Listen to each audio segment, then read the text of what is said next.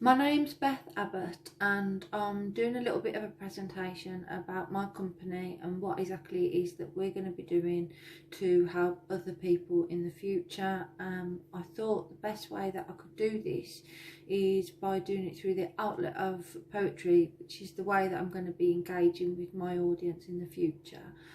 So here is my poem that I've written about what my organisation does, so hopefully it can give you a clearer insight into how we could possibly work together in the future.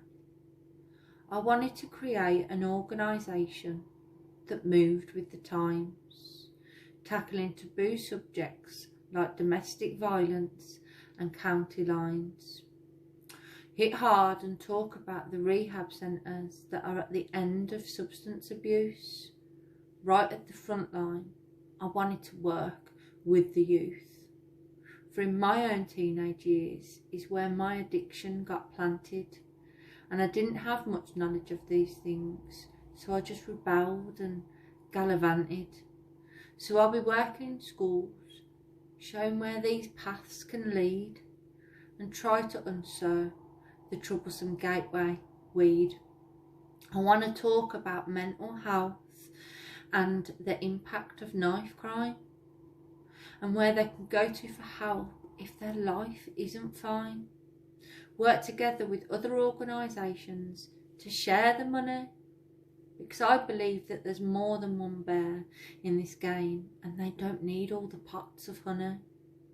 I want to empower people that I work with and work through their own self-doubt, as if I was stepping back in time and empowering my own teenage self.